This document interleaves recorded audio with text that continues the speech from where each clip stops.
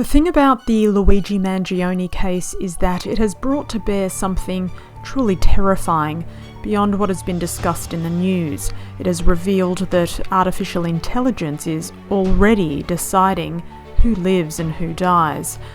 Regardless of Mangione's guilt or innocence, this incident has cracked open a whole new can of worms in the discussion of big data and artificial intelligence. So let's go back to December 4, 2024.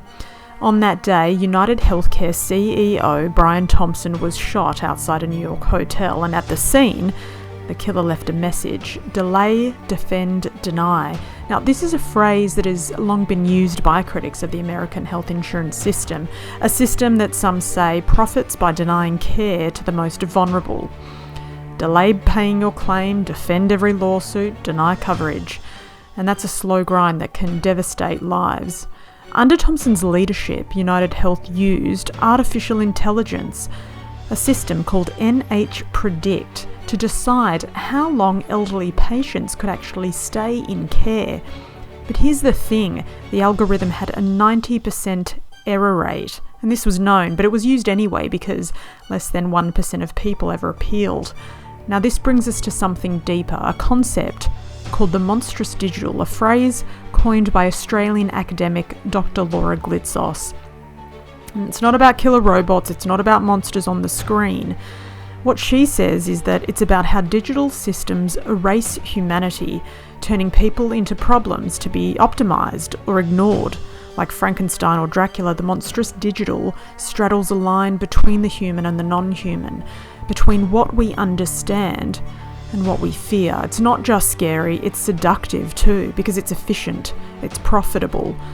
Now, the man who pulled the trigger, whoever that might be, and whether or not Luigi Mangione has become a poster boy for the incident, has become a kind of folk hero online.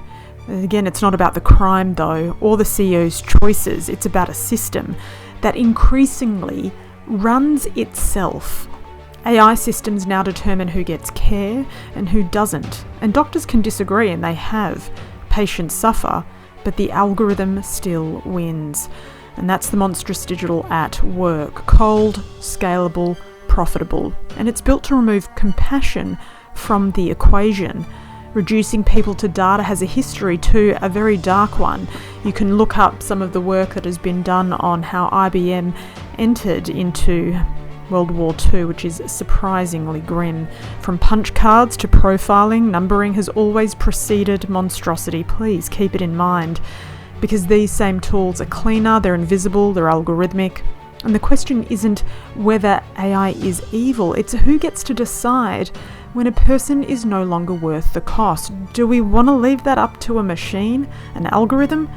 More urgently, what happens if the algorithm gets it wrong? Who do we hold responsible? Anyone? What's left in our humanity?